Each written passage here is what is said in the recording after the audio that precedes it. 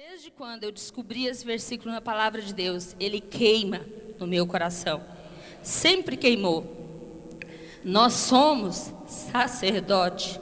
O seu ministério e o meu primeiro ministério, ele é na sua casa, na sua família.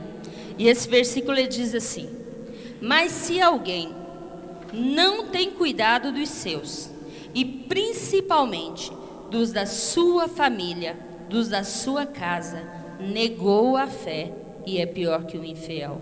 Amém? Pode se sentar.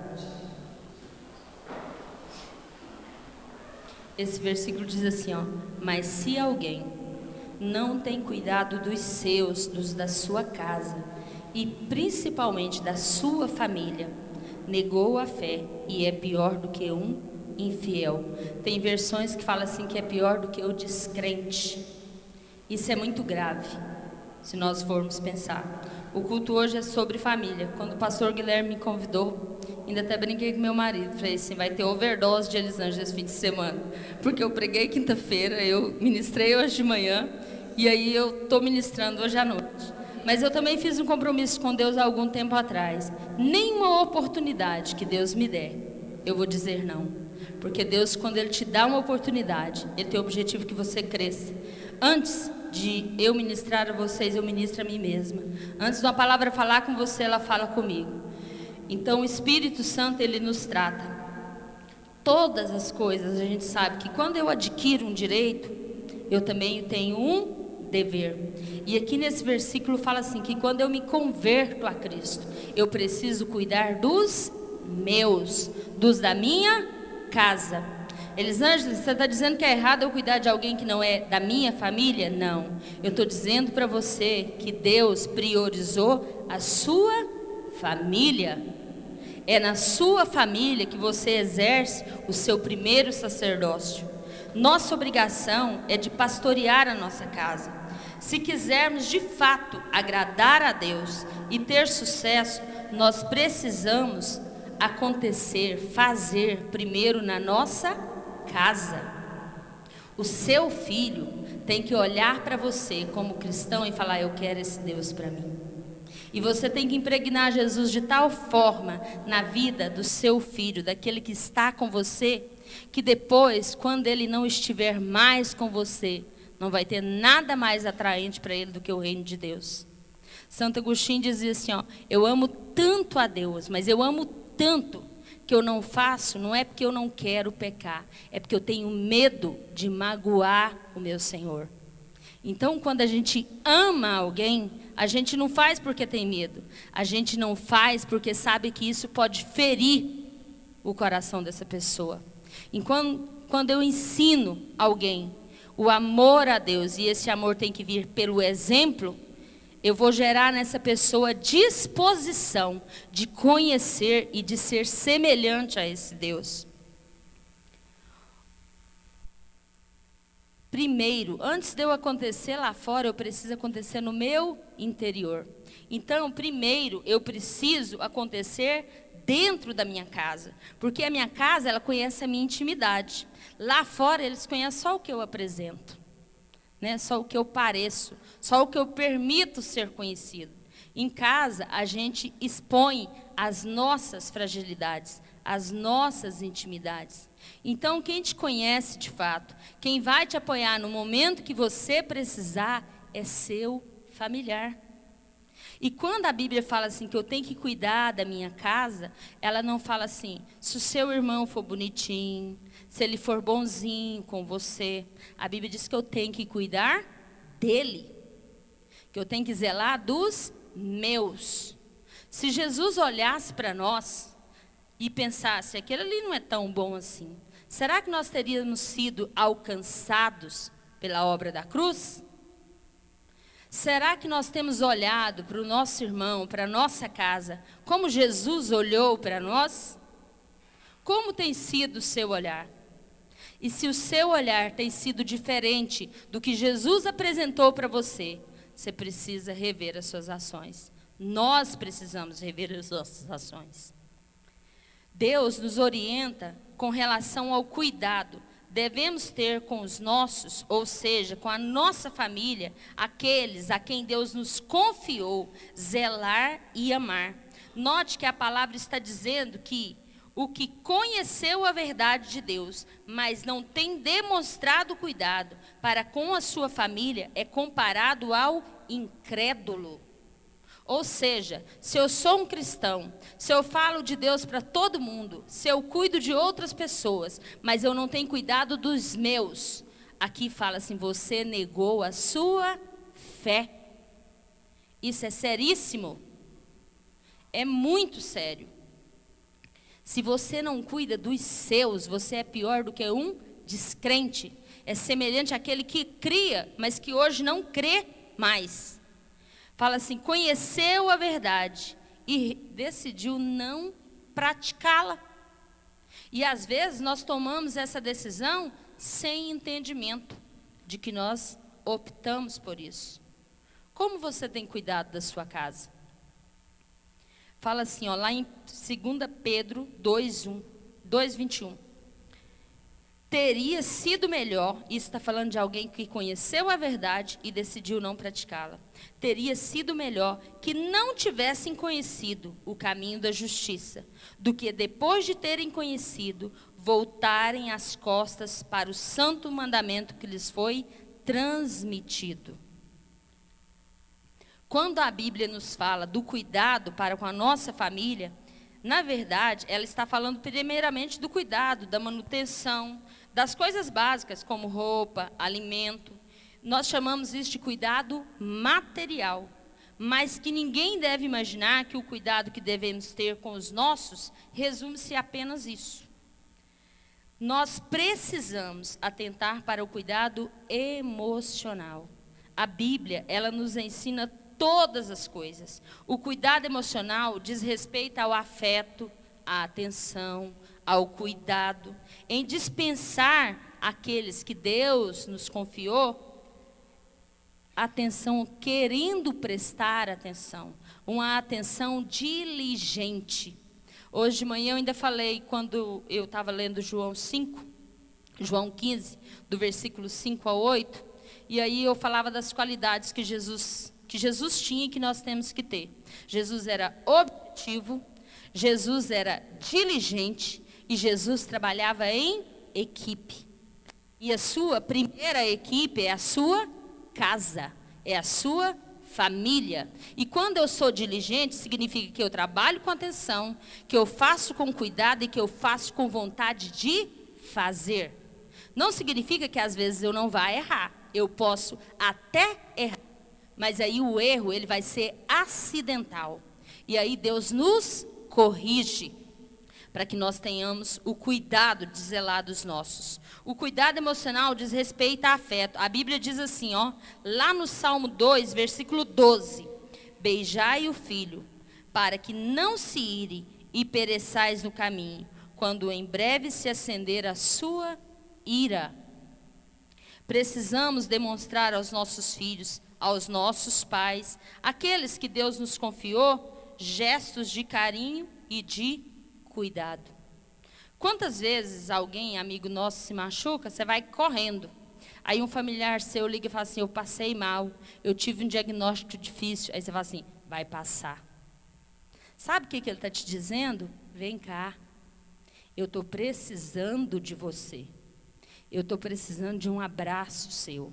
Eu estou precisando da sua atenção. Às vezes, tudo que essa pessoa quer é a sua companhia. Porque hoje nós vivemos num mundo de pessoas que se reúnem, mas são solitárias. Porque, infelizmente, a dedicação às mídias tirou do nosso meio a comunhão, o olhar nos olhos, o abraçar, o cuidar do outro. Então, quando alguém chamar para você para conversar, quando você for conversar com seu filho, esquece seu celular. E se ele tiver celular, desliga o dele. Tenha com seu filho um momento de qualidade. Tenha com a sua esposa, com seu marido, com seu pai, com o seu irmão, que às vezes você fala assim, é insuportável, um momento de qualidade. A Bíblia nos mostra várias famílias e nenhuma delas era perfeita. Por que a Bíblia permite que nós tenhamos esse entendimento, que nós vejamos isso? Para que eu e você, que somos parte de famílias imperfeitas, possamos olhar e falar assim, é possível. Eu estou dentro do propósito de Deus. A minha família é bênção. Lá em Provérbios 19, 21, fala assim, ó. Provérbios 21, 18, aliás. O que eu falo, ele gera vida. Mas se eu falar a palavra de morte, vai também gerar morte. Lá fala assim, ó, a morte e a vida está na língua. O que bem utiliza come o seu fruto. Por mais difícil que a sua, que a minha família seja, ela não é mais difícil que a família de Jacó. Ela não é mais difícil que a família de Abraão. Ela não é mais difícil do que muitas das famílias que estão na Bíblia. Então, libera a palavra de vida. Ainda que você não esteja vendo vida, libera vida, porque é sério. O que eu falo tem poder, não é questão de palavra positiva, é bíblico. Fala assim, a morte e a vida está onde? Na sua língua. Então, irmãos, libera a palavra de vida na sua casa, libera a palavra de vida na vida do seu pai, libera a palavra de vida sobre a vida do seu filho. Ensine a ele liberar vida. Gaste o seu tempo aprendendo aquilo que Deus quer que você aprenda. E tem alguns princípios que eu quero te passar nessa noite. Um deles que tem acabado com os nossos relacionamentos, que tem destruído as nossas famílias, chama descuido. Quando você não cuida, vai aparecer outras coisas que aparentemente vão cuidar. Eu tinha um pastor em Brasília, chamado Edson Lobo. Ele sempre dizia isso e eu nunca esqueci na época da minha mocidade. O diabo sempre nos apresenta modelo de vida, mas que na verdade gera morte. Eu falo isso direto com meu esposo, não se engane. Para nos enganar, o diabo não vai aparecer soltando fogo, com um tridente nas mãos. Ele vai aparecer lindo de bonito para você. Maravilhoso, até te pegar, até te enganar. Porque uma vez que ele te pegou, aí vem as consequências. E é desse jeito na palavra de Deus. A Bíblia nos ensina. O que a Bíblia fala aqui para você e para mim? Aquele que se diz cristão, crente, e não cuida dos da sua casa, ele é pior do que o infiel. Não diz que ele é infiel, diz que ele é pior. Já pensou na gravidade disso? E aí, como nós temos cuidado da nossa casa? Qual tem sido o seu tempo de qualidade? Com a sua mãe, que às vezes fala assim, nossa, mas tem um papo chato, eu não estou aguentando mais. Querido, querida, nós vamos envelhecer. O tempo vai passar para mim e para você. E aí, você tem que cuidar da sua família. Você tem que tratar com respeito. A Bíblia diz assim que o filho que honra o pai, ele vai ter longos dias sobre a terra. E aí tem pai que olha para o filho e fala assim, filho, obedecei aos vossos pais. Só que aí ele esquece daquela parte do versículo que fala assim, pais, não provoqueis os vossos filhos a ira. Então a Bíblia, quando ela nos ensina, ela é completa, ela não deixa brecha. Ela ensina você pai, mas ensina você filho também. E aí, uma das coisas que tem maltratado a igreja, maltratado a geração, a nossa geração, se chama descuido. E é descuido em todos os sentidos. Você sabe que tem que ir ao médico? Não vai. Você está passando mal da cabeça, precisa de um psicólogo, precisa de um psiquiatra? Não vai. Se Deus te deu condições de ir, vá. Procure um cristão. Procure alguém que tem princípios da palavra, mas vá. Você está com o cabelo todo desgrenhado, não cuida da sua aparência. Depois reclama que seu marido não fala para você que você está bonita. Querida, a Bíblia diz que mentira é pecado, não é? Você fala assim, segunda-feira eu vou emagrecer.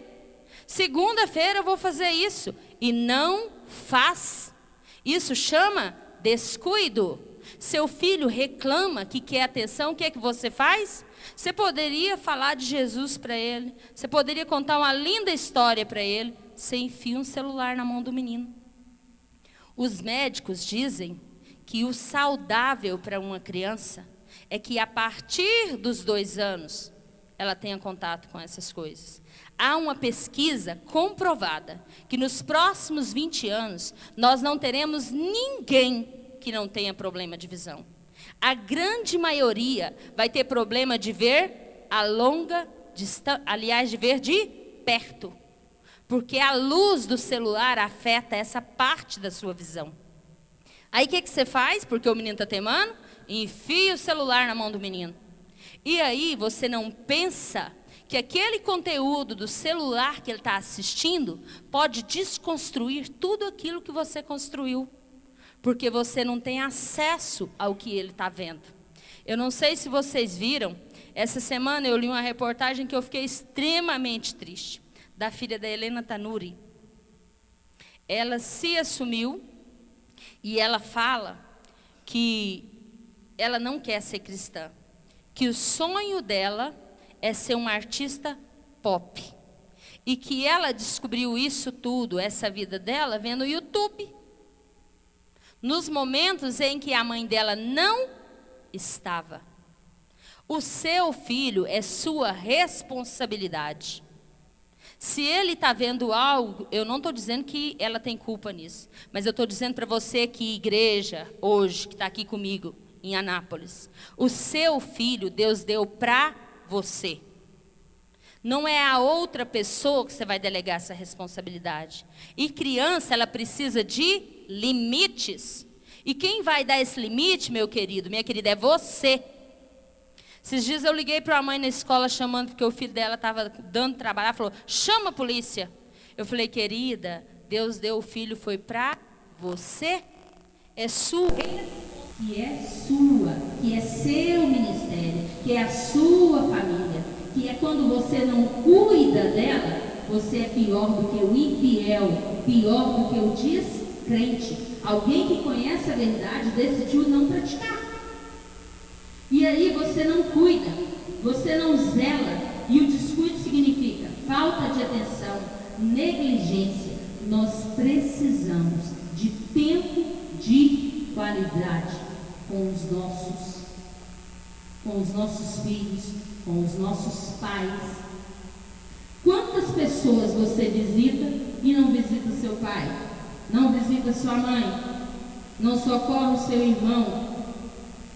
Eu estou fazendo a obra do Senhor. A primeira obra que nós precisamos fazer é na nossa casa, é na nossa família. E quando nós fazemos a obra na nossa família, a Bíblia diz que o Espírito Santo é que convence o homem do pecado, do juízo e da justiça. Só que aquilo que eu tenho que fazer, Deus não faz por mim. A vida nossa é um processo. E Deus não vai queimar etapas na nossa vida. Deus não vai fazer por você aquilo que você pode fazer. Deus faz por mim aquilo que eu não consigo, aquilo que fugiu da minha possibilidade. Mas aquilo que é a minha possibilidade, que é a minha competência, Ele me capacita para que eu faça. E nós precisamos entender isso. Outro inimigo nosso se chama distração. Quantas vezes nós saímos para fazer algo, aí você vai algo interessante no caminho e para. Ou às vezes você marcou uma viagem, vai chegar em 2 horas. Aí você resolve parar para tomar um lanche. Aí você vê um lugar bonito, para de novo. Aí 4 horas depois você está chegando lá. Por quê? Porque você se deixou distrair. E na nossa vida familiar, isso é mais perigoso ainda. Às vezes nós distraímos com o celular, com a televisão, e o seu filho está lá assim, mãe, vem brincar comigo, pai, vem brincar comigo. Ou às vezes está assim, amor, estou precisando de você, mas daqui a pouco. Aí quando ele chega lá já foi, já passou. Tem coisas, queridos, que é na hora, é no momento. E nós precisamos aprender a aproveitar as oportunidades. conversar com seu filho, ou com sua esposa, com seu marido, com seu pai, com sua mãe. Quando você entrega o celular para o seu filho, você entregou o controle da vida dele para outra pessoa que não é você. E aí depois você fala assim, como que isso aconteceu? A Bíblia diz que o inimigo, ele é astuto. E a Bíblia também fala que nós temos que ser astuto como a cobra e simples como a pomba. E nós não prestamos atenção nesses conselhos. E às vezes ele está lá vendo algo que destrói aquilo que você construiu. E quando nós permitimos que a distração entre na nossa vida, nós perdemos o foco. Nós perdemos o controle das coisas. Distrações financeiras, amorosas. Cuidado com o que você olha. Cuidado com quem você anda, com quem você conversa. Lá em Coríntios 15, 33 fala assim, não vos enganeis, as más conversações corrompem os bons costumes. Mas o que é isso? Foi só uma conversinha. É bem desse jeito. Nós caímos não é de uma vez. O homem de Deus, a mulher de Deus, ele cai aos poucos. Assim como o crescimento é um processo, o cair também. Porque se for óbvio, você fala, opa, tem alguma coisa errada. Às vezes você começa, nem pecado é. Mas quando você vê como é um processo, isso te leva ao quê? A cair. E uma vez que caiu, é muito difícil se levantar novamente. E outra coisa, Deus, Ele não permite que nós caiamos se nós estivermos alicerçados nele. Mas uma vez que eu permito que a distração entra, aí o processo começa. Então nós devemos ficar atentos. E acontece de forma imperceptível. Não, foi só uma conversinha, foi só uma dose, foi só uma piada, foi só uma cena. E aí quando você vê, há um acúmulo de coisas. É um processo. Aonde nós temos andado? Com quem nós temos andado? Com quem nós gastamos o nosso tempo? Como tem sido o seu tempo com a sua família, que é o seu primeiro ministério? Como tem sido o seu relacionamento com os seus? Você tem cuidado dos seus? Porque se nós não tivermos cuidando dos nossos, a Bíblia diz que eu neguei a minha fé. Não sou eu que estou falando isso, é a Bíblia que diz. E a palavra de Deus diz assim, passará os céus e a terra, mas as minhas palavras não passarão. E lá em Números fala que Deus não mente. Então, se a Bíblia está dizendo para você que se você não cuida da sua casa, não cuida dos seus, você é pior do que um descrente e tem negado a fé, hoje é momento da gente rever as nossas ações, rever as nossas atitudes, porque Deus é um Deus que nos dá a oportunidade do recomeço, da renovação, da reconciliação, do arrependimento, da mudança de direção. Falar, Senhor, eu preciso de Ti, eu errei. Se for o caso, chega no seu familiar e fala, me perdoa, porque eu neguei a minha fé quando eu fui negligente com você. E eu garanto para você, vai haver restauração, vai haver vida naquele lugar, porque o perdão, ele gera vida. Terceiro ponto, quando a gente é desinformado. Às vezes você fala assim, mas eu não sei, querido, você pode não saber, mas o que te impede de se informar, de buscar conhecimento, de se habilitar? Eu também não nasci formado. A gente, tudo na nossa vida é um processo. A Bíblia diz que até a santificação é um processo, e que eu só vou alcançar perfeita santidade quando eu estiver diante de Deus. Então coloca isso na sua cabeça. Deus não é fada, Ele não usa uma varinha na sua cabeça. O que está lá em Romanos 12? Rogo-vos, pois, irmãos, pelas misericórdias de Deus, que apresentei os vossos corpos como sacrifício vivo, santo e agradável a Deus, que é o vosso culto racional, significa que eu e você temos a oportunidade de pensar, de refletir, de rever o que nós temos feito. E enquanto há vida, há a possibilidade de nós fazermos isso. Uma das coisas que eu acho mais triste é ir em velório quando tem alguém chorando, pedindo perdão para o morto. Misericórdia! Quantas oportunidades perdidas! Quantas oportunidades de você ter sido sal, luz, alguém que abrace, alguém que cure ali, e você não foi. A igreja, para se levantar com força, ela precisa se levantar como uma igreja que valoriza a sua família, que cuida dos seus. Uma igreja que tem família forte é uma igreja forte, porque família é projeto de Deus. E não se iluda, querido, nós não temos famílias perfeitas. Eu e você não somos. Por que eu vou exigir isso do outro? Aí você vai falar assim, não, mas tem defeito que é grave demais. Eu não sou assim. Graças a Deus que você não é. E ore para que você não fique. Porque se você não cuidar, o processo te leva àquilo. Nós não somos melhores. A pior pessoa do mundo é alvo do amor de Deus, como eu e você. Que dia que nós vamos entender isso? E parar de fazer exceção de pessoas, de olhar para o outro como se eu fosse, nossa, que beleza. Nós não somos. O que nos capacita é a graça de Deus. E não é diferente para nenhum ser vivente. Família, então, concentre-se em ser bênção na sua casa. Não troque algo que é recuperável por aquilo que é irrecuperável. Mas por que você não estava em casa? Não, para ganhar dinheiro. Aí você ganha dinheiro e perde a sua esposa. Você ganha dinheiro e perde o seu marido. Perde o seu filho. A Bíblia diz que nós podemos e devemos ser prósperos. Mas a Bíblia também diz que o amor ao dinheiro é a raiz de todos os males.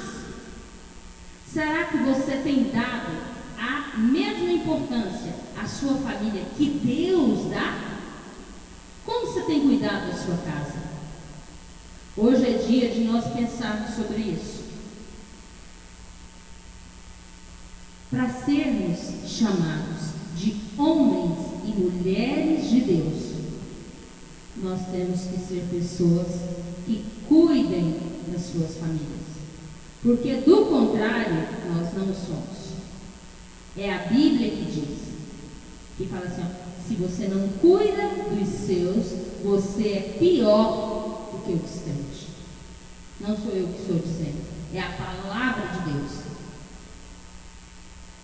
Tudo que vier no exterior será consequência do que você vive dentro da sua casa. A nossa família, a nossa vida, ela precisa ser reflexo do que Deus é para mim. E se Deus é para mim, se Deus é para você, você precisa cuidar da sua família. Você precisa se levantar e entender que nós somos seres imperfeitos, mas que o fato de você ter Jesus não te faz melhor do que aquele que você acha assim o pior. Porque tanto ele quanto você e eu somos alvos do mesmo amor, da mesma graça que foi derramada na cruz. A palavra graça significa favor que eu não mereço, mas eu recebi. Eu queria que você se colocasse de pé agora. E que eu não vou pedir para você levantar a mão, mas se em alguma dessas coisas você tem sido negligente, que você se coloque diante de Deus e fala, Senhor, me perdoa. E se for preciso, fala, Senhor, me ajuda, porque eu preciso mudar, eu preciso melhorar, eu preciso cuidar da minha casa, eu preciso cuidar daqueles que o Senhor me deu. Senhor, em nome de Jesus, Pai, obrigado por essa noite. E gera em nós, ó Deus, um coração ensinável. Pai querido, vem sobre nós nessa noite.